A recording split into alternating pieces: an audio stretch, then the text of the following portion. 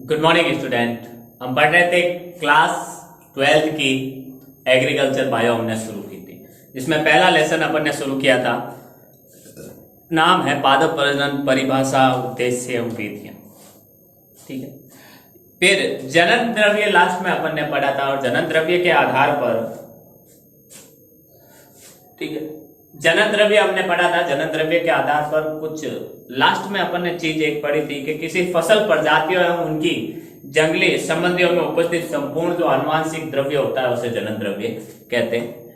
अब इसमें कौन कौन सी लाइनें या समष्टियां आती हैं, कौन कौन सी प्रजातियां आती हैं।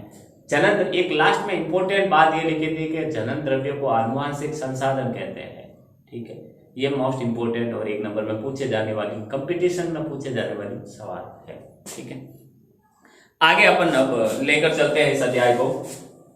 देखिए,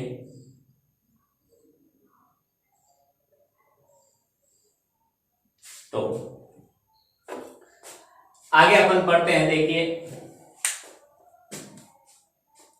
अब जनन द्रव्य में कौन कौन सी समष्टियां आती हैं, लाइनें आती हैं। तो जनन द्रव्य में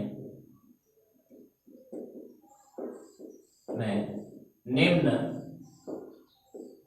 लाइनें या समष्टियां आती है। निम्न लाइनें या समष्टियां आती है। ठीक है, कौन कौन सी। पहली तो देसी किस्में, पहली आती है हमारी देसी किस्में। देसी किस्में चर्चा करें अगर अपन देसी किस्मों की, तो देखिए पहली आती है हमारी देसी किस्में। देसी मतलब जो हमारे देश की हो, ठीक है, वो देसी किस्में।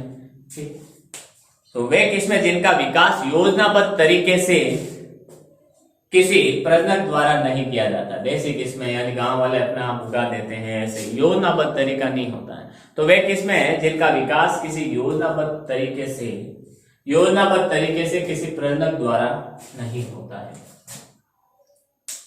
वे किस्में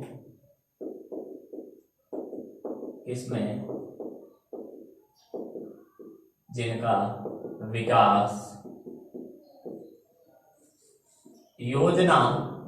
योजनाबद्ध तरीके से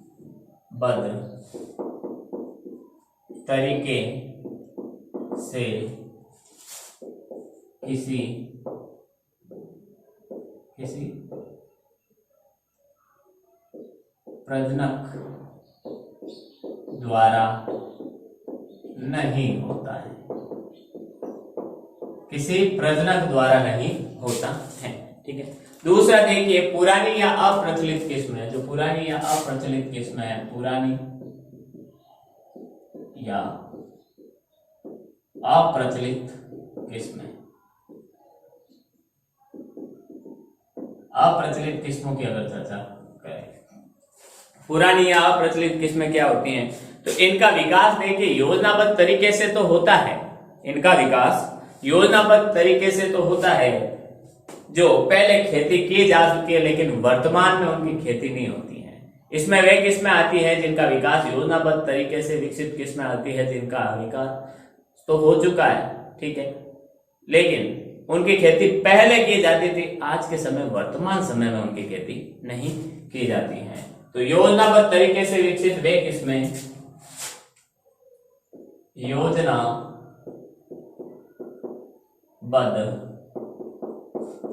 तरीके से विकसित वे किस्में जिनका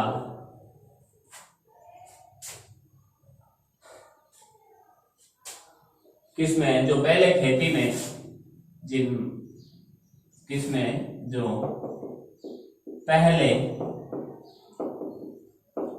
पहले क्या करते थे, खेती में उपयोग ली जाती थी, खेती में उपयोग ली जाती थी, पहले क्या करते थे, उपयोग ली जाती थी, लेकिन वर्तमान में नहीं उगाई जाती है, लेकिन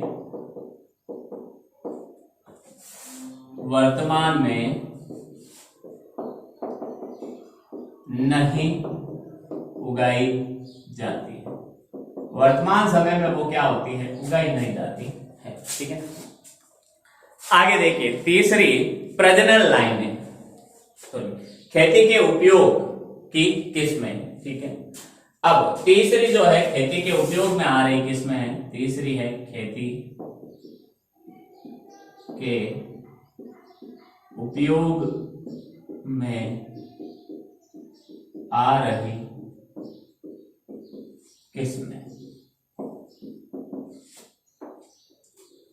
खेती के उपयोग में आ रही किस्में, देखिए इन किस्मों को किसी नए क्षेत्र में जाकर सीधे खेती के लिए विकसित किया जा सकता है। ये किस्में ऐसी है जिसको उठाकर किसी भी नए क्षेत्र में ले जाकर अपन जाकर उगा सकते हैं, खेती कर सकते हैं। ठीक है, तो इन किस्मों को किसी नए क्षेत्र में ले जाकर सीधे खेती के लिए विमोचित किया जा सकता है, ले जाकर सीधे खेती के लिए विमोचित कर सकते हैं। सीधे अपन खेती के उपयोग में ले सकते हैं, डायरेक्टली ले जाकर। ठीक है, कोई भी हेर बदल कुछ भी करने की जरूरत नहीं होती है। फिर है प्रजनन लाइनें। प्रजनन लाइनें कौन सी होती हैं, किसमें कौन सी होती है, चौथी है हमारी प्रजनन लाइनें। तो देखिए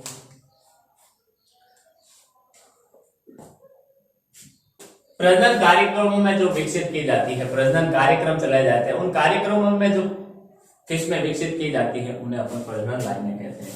तो प्रजनन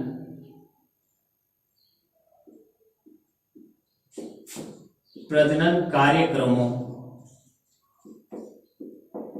में विकसित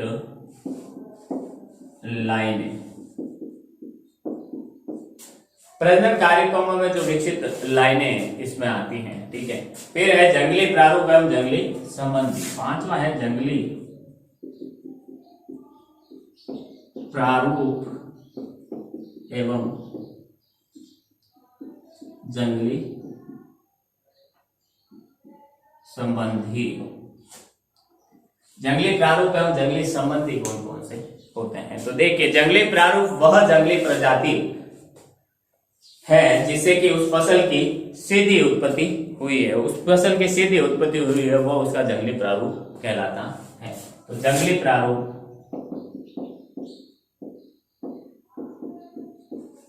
वह जंगली प्रजाति है, वह जंगली प्रजाति है जिससे कि उस फसल का सीधे उत्पत्ति हुई, जिससे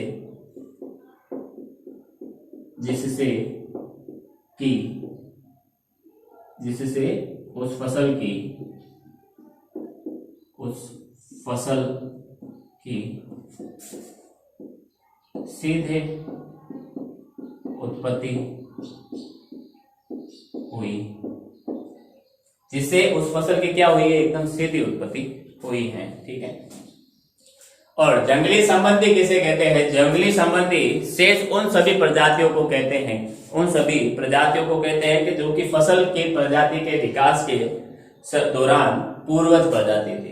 ठीक है, एक तो डायरेक्ट जिससे सीधा उसका विकास हुआ है कि हाँ जो अपन फसल उगा रहे हैं वो हमने किस पौधे से प्राप्त की थी, वो उसका जंगली प्रारूप होता है। ठीक है, और जंगली संबंधी किसे कहते हैं, जंगली प्रारूप के अलावा जो उसके अन्य और पीछे के पूर्वज होते हैं वो क्या कहलाते हैं, जंगली संबंधी कहता है। जंगली संबंधी शेष उन सभी प्रजातियों को संबंधी शेष उन सभी प्रजातियों को कहते हैं, शेष उन सभी प्रजातियों को कहते हैं जो कि फसल जो कि फसल जो कि फसल प्रजाति के जो कि फसल प्रजाति के विकास के दौरान पूर्वज प्रजाति रही है, फसल प्रजाति के विकास के दौरान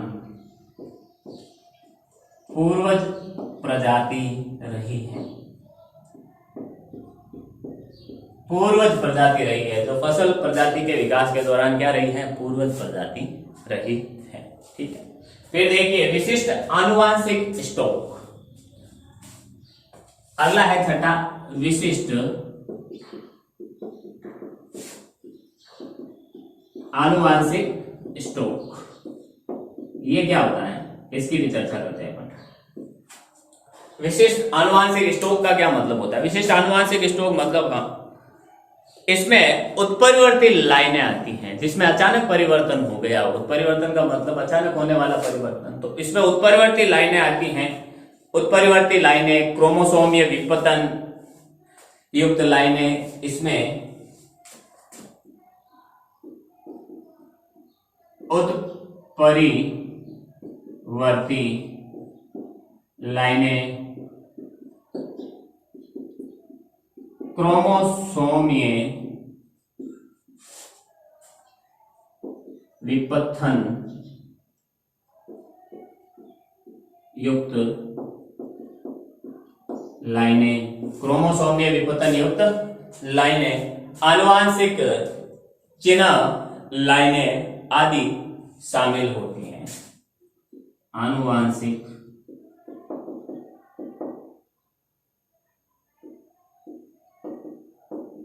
चिन्ह युक्त लाइनें आदि शामिल होती है। आदि क्या होती है? शामिल होती है। ठीक है, आगे देखिए, फिर देखिए जनन द्रव्य का वर्गीकरण अपन पढ़ते हैं। ठीक है, जनन द्रव्य का वर्गीकरण कैसे होता है? हाँ, अगला टॉपिक है हमारा ये जनन द्रव्य, जो अपन पढ़ रहे थे उस जनन द्रव्य का वर्गीकरण। अब जनन द्रव्य को देखो ग्राम्यन के आधार पर वर्गीकरण। सबसे पहले ग्राम्यन के आधार पर वर्गीकरण। ग्राम्यन के आधार पर वर्गीकरण कैसे होता है? ग्राम्यन के आधार पर वर्गीकरण देखिए, एक तो कृषि जनन द्रव्य और एक जंगली जनन द्रव्य। एक होता है खेती वाला जनन द्रव्य, कृषि जनन द्रव्य, और एक होता है जंगली जनन द्रव्य। कृषि जनन द्रव्य और जंगली जनन द्रव्य। कृषि जनन द्रव्य में कौन से आती हैं? खेतों में उगाई जाने वाली प्रजातियां। इन प्रजातियों का जनन द्रव्य आता है खेतों में उगाई जाने वाली। और जंगली जनन द्रव्य वाली तो जंगल में उगाई जाने वाली प्रजाति, जंगल में उगने वाली प्रजातियां। जंगल में उगती है, उगाई नहीं जाती हैं। ठीक है, आप क्या कहोगे सर उगाई जाने वाली लिखनी चाहिए, तो नहीं, जंगल में अपने आप उगती है, हम जाके थोड़ी उगाते हैं। ठीक है, वैसे उत्पत्ति स्थान के आधार पर देखिए। दूसरा है उत्पत्ति स्थान के आधार आधार पर जनन द्रव्य को कितने भागों में बांटा गया है? 2 भागों में बांटा गया है।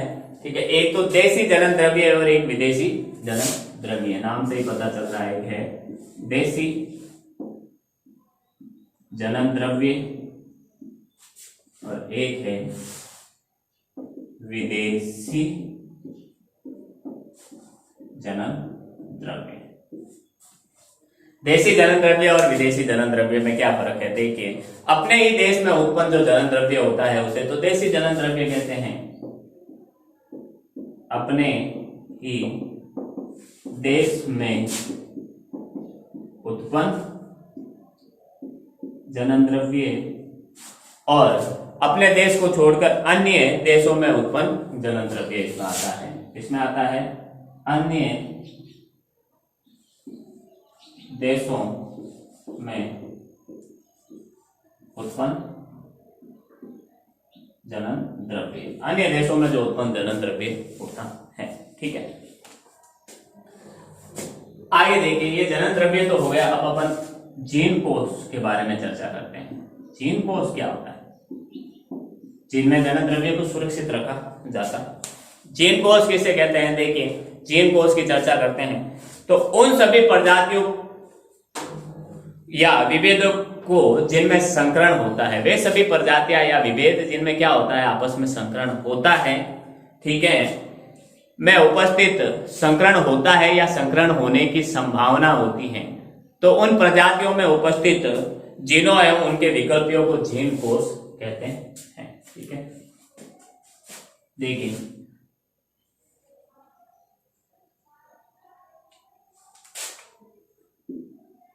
जीन कोष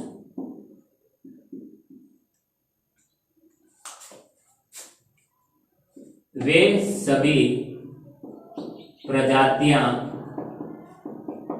या विभेद जिनमें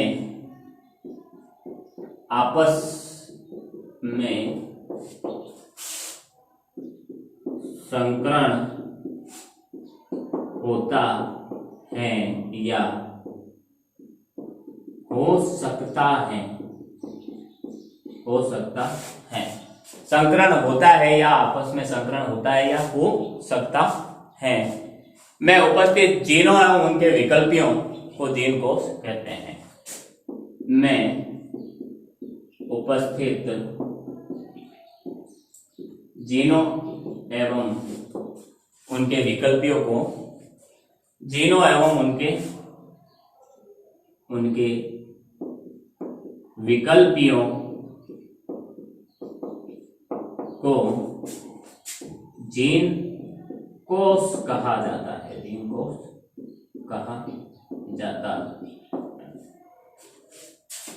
जीन कोष कहा जाता है। ठीक है, अब जीन कोष 3 प्रकार का होता है, प्राथमिक, द्वितीयक, तृतीयक। उसके बारे में अपन आगे चर्चा करते हैं। पहले आप क्या लें, इसका स्क्रीनशॉट ले लें। देखिए, जीन कोष कितने प्रकार का होता है उसकी चर्चा करते हैं अपन। तो देखिए, जीन कोष 3 प्रकार का होता है।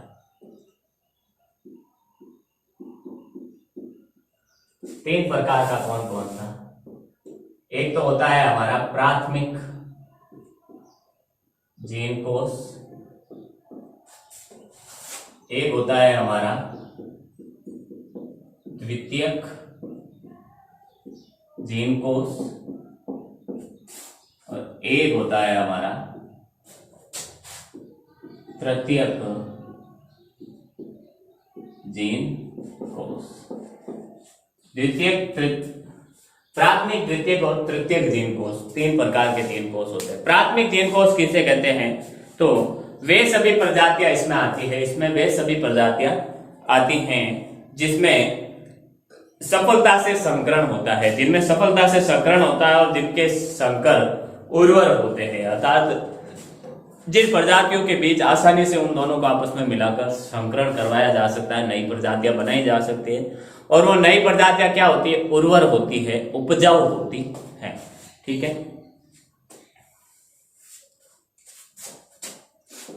इसमें वे सभी प्रजातियां आती है जिनमें संकरण होता है तथा जिनमें क्या होता है, संकरण होता है तथा जिनके संकर तथा जिनके संकर उर्वर होते हैं। जिनके संकरण कैसे होते हैं, उर्वर होते हैं, उपजाऊ होते हैं, ठीक है, जो आसानी से उगते हैं, ठीक है। द्वितीय जीन कोष किसे कहते हैं, प्राथमिक जीन कोष की तो ये बात, द्वितीय जीन कोष किसे कहते हैं, द्वितीय जीन कोष की चर्चा करें तो इनमें वे सभी प्रजातियां आती है जिनका संकरण प्राथमिक जीन कोष के सदस्यों के साथ बहुत कठिन होता है, बहुत ही मुश्किल होता है, ठीक है, और इनके संकर बंध्य या आंशिक संकर होते हैं। यानी प्राथमिक जीन कोष के सदस्यों के साथ संकरण बहुत कठिन होता है, हो तो जाता है लेकिन कठिन होता है, ठीक है, मुश्किल से होता है। और इससे संकरण से, कठिन संकरण से क्या होता है, जो पौधे उगते हैं, जो भी चीज पौधे उगते हैं वो संकर, आंशिक संकर होते हैं, आंशिक उर्वरक होते हैं या फिर बंध्य होते हैं, उनसे नए बीज नहीं बनते हैं, नए पौधे उनसे उगाए नहीं जा सकते। इनमें वे सभी प्रजातियां आती हैं जिनका संकरण प्राथमिक जीन कोष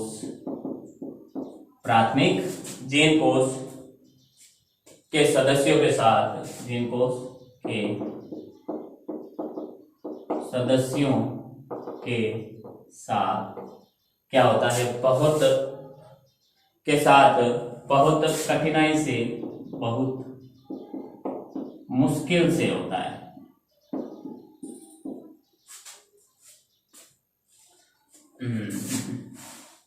बहुत कठिनाई से होता है, ठीक है, और इनके संकर बंध्य यानी बांध या इनसे उगता ही नहीं है, या आंशिक आधे उर्वरक होते हैं, आंशिक उर्वर होते हैं। अर्थात द्वितीय जीन कोष वाले पौधे अगर अपन उगाएंगे तो हो भी सकता है कि वो फसल उग जाए और हो भी सकता है कि नहीं उगे, ठीक है। तृतीय जीन कोष में क्या करते हैं, तो इनमें वे सभी प्रजातियां आती है जिनका संकरण प्राथमिक जीन कोष से नहीं होता है, बिल्कुल नहीं होता है,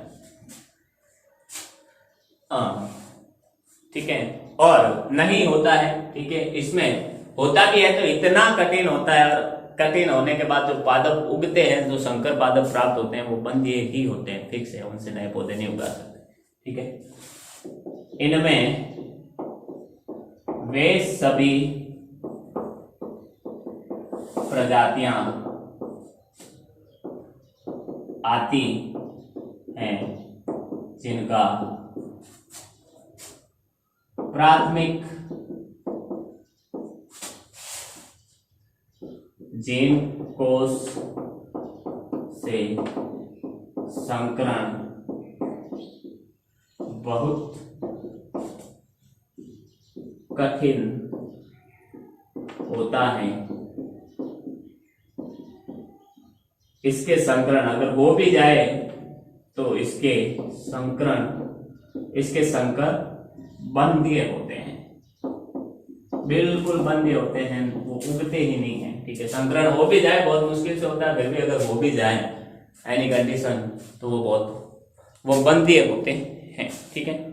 फिर अपन चर्चा करते हैं जनन द्रव्य संरक्षण की।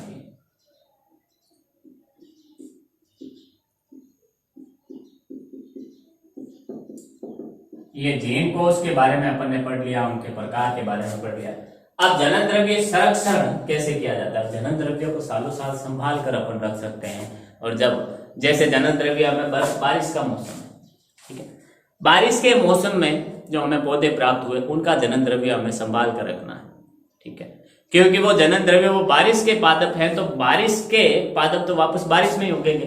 अब बारिश के बाद सर्दी, सर्दी के बाद गर्मी, फिर वापस बारिश आई, तब तक हमें ये सर्दी गर्मी के मौसम में क्या करना है, संभाल के रखना उसको। तो इसके लिए क्या किया जाता है, जनन द्रव्य का संरक्षण किया जाता है। तो जनन द्रव्य को ऐसी स्थिति में रखना जिससे उसके नष्ट होने की संभावना बिल्कुल ना हो, ठीक है, निम्नतम हो, उसे अपन क्या करते हैं, जनन द्रव्य संरक्षण कहते हैं। तो जनन द्रव्य संरक्षण क्यों करते हैं, जनन द्रव्य को किस लिए करते हैं, जनन द्रव्य को ऐसी स्थिति में रखना जिससे उसके नष्ट होने की संभावना निम्नतम हो। तो जनन द्रव्य को ऐसी स्थिति में रखना जिससे उसके नष्ट होने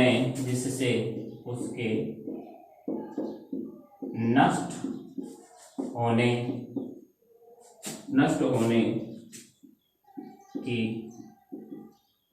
संभावना निम्नतम हो, जिससे उसके नष्ट होने की संभावना क्या हो, बिल्कुल ही कम हो। देखिए इसकी जो प्रविष्टियां या प्रजातियां होती हैं, समष्टियां होती हैं, इसकी प्रजातियों को या तो सीधे खेत में उगाया जा सकता है। इसकी जो प्रविष्टियां होती है उसको या तो सीधे खेत में उगा दो अपन, या तो सीधे खेत में उगाया जाता है, या खेत में उगाने के लिए सफलतापूर्वक तैयार करने की प्रक्रिया को जनन द्रव्य कहा जाता है, ठीक है। तो इसमें प्रविष्टियों, तो ये परिभाषा है कि प्रविष्टियों को या तो सीधे खेत में उगाया जाता है या खेत में उगाने के लिए तैयार करने की जो प्रक्रिया को जनन द्रव्य कहा जाता है, संरक्षण कहा जाता है।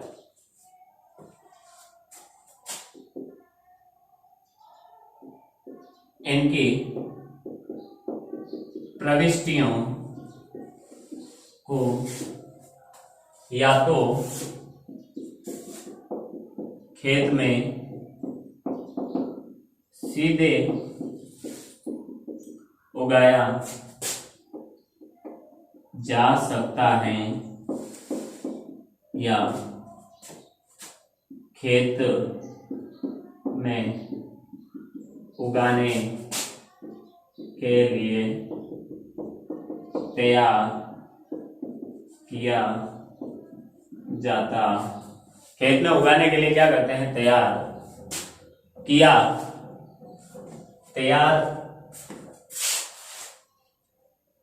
करने की प्रक्रिया को जनन द्रव्य संरक्षण कहते हैं, कहा जाता है, ठीक है, कहा जाता है। आगे देखिए, ये तो हो गई जनन द्रव्य संरक्षण की बात है। अब जनन द्रव्य संरक्षण दो प्रकार का होता है, ठीक है, एक तो स्व स्थान है और एक बाह्य स्थान है, ठीक है। उसकी चर्चा करते हैं। पहले आप क्या करें, इसका स्क्रीनशॉट लें।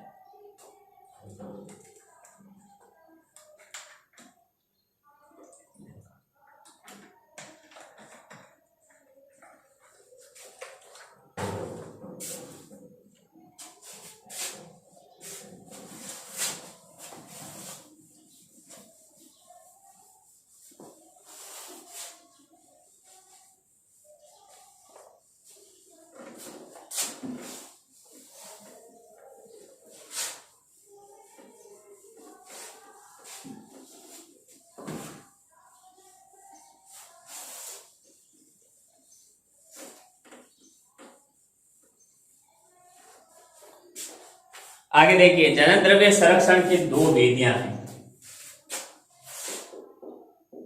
जनन द्रव्य संरक्षण की दो विधियां हैं। कौन कौन सी? पहला तो है स्वस्थाने संरक्षण।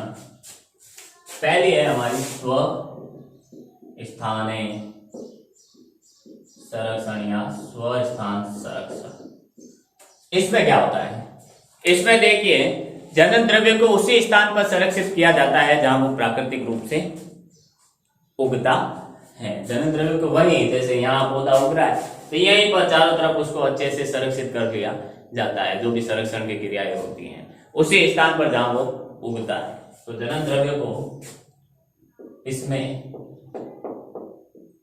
जनन द्रव्य को उसी स्थान पर संरक्षित किया जाता है जहां वह प्राकृतिक रूप से उगता है, जहां वह प्राकृतिक रूप से क्या करता है, उगता है। ठीक है, अब देखिए वह क्षेत्र, जिस क्षेत्र को मानव गतिविधियों से परे घोषित करके ऐसी व्यवस्था की जाती है कि जनन द्रव्य को कोई खतरा ना हो। मानव गतिविधियों से परे घोषित करना किसी क्षेत्र को, मानव गतिविधियों से परे क्षेत्र करना, यानी वहां पर मानव की किसी प्रकार की गतिविधि नहीं होगी, ना चराने की, ना शिकार की, ना किसी भी प्रकार की, ना कोई काम धंधे की। ठीक है, तो जिस क्षेत्र को मानव गतिविधियों से परे घोषित करके जनन द्रव्य को घोषित करने की व्यवस्था की जाती है जिससे कि जनन द्रव्य को कोई प्रकार का खतरा ना हो, ऐसे सुरक्षित क्षेत्र को जीन सेंचुरी कहते हैं। तो नोट बना कर लिखिए आप, जिस क्षेत्र को मानव गतिविधियों से परे घोषित करके ऐसी व्यवस्था की जाती है कि जनन द्रव्य को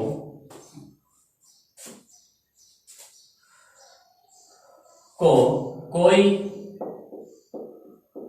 खतरा न हो, उस क्षेत्र को जीन सेंचुरी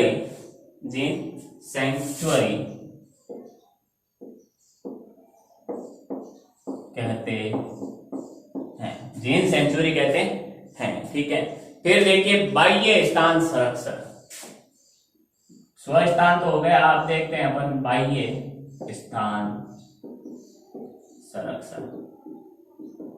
अब पहले स्वस्थान में क्या करते थे, जनन द्रव्य को उसी स्थान पर संरक्षित करते थे जहां वो उगता था, और इसमें क्या करेंगे, जनन द्रव्य को उसके प्राकृतिक स्थान जहां वह उगता है, प्राकृतिक स्थान से दूर संरक्षित करना, दूसरे स्थान पर ले जाकर संरक्षित करना क्या कहलाता है, बाह्य संरक्षण कहलाता है।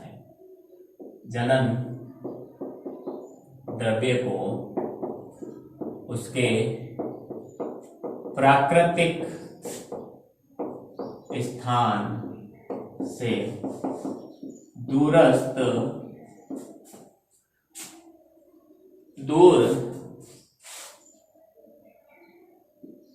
ले जाकर संरक्षित करना बाह्य स्थान संरक्षण कहलाता, बाह्य स्थान संरक्षण कहलाता है। ठीक है, अब जैसे एग्जाम्पल में देखिए बाह्य स्थान संरक्षण में कैसे एग्जाम्पल देखिए, जैसे बीज बैंक में संरक्षण कर सकते हैं अपन, बीज बैंक। इसी तरह पादप या क्षेत्र बैंक